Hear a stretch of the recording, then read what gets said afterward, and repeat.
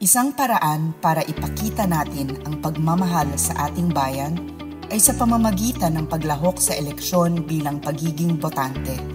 Tuloy pa rin ang overseas voter registration para sa mga Filipino citizens abroad or nasa abroad sa darating na 2025 pambansang eleksyon. Magparehistro at bumoto, patuloy nating patatagin ang ating demokrasya.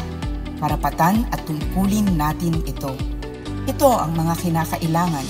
Filipino citizen 18 years old o pataas sa araw ng eleksyon, 12 ng Mayo 2025. Para sa mga dual citizens, valid Philippine passport o original o certified true copy ng Order of Approval ng aplikasyon para panatiliin o kunin muli ang kanilang Filipino citizenship.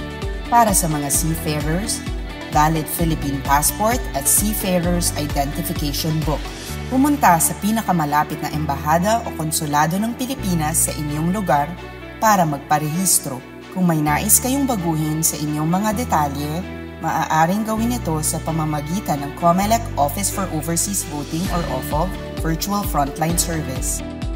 Ang pagpaparehistro para sa overseas voting ay hanggang 3 Setyembre 2024. Ang overseas voting period para sa 2025 pambansang eleksyon ay 30 araw kung saan ang unang araw ay 13 ng Abril 2025, lokal na oras ng bansang kinaroroonan, at ang huling araw naman ay kasabay ng araw ng eleksyon sa Pilipinas, 12 ng Mayo 2025, lokal na oras sa Pilipinas, kabilang ang mga holidays sa Pilipinas at sa bansang kinaroroonan.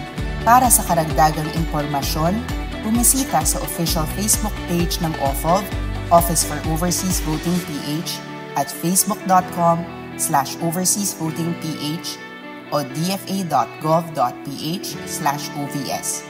Ang paalalang ito ay hatid sa inyo ng COMELEC, DFA OVS, UB Media, UB Express at ang himpilang ito.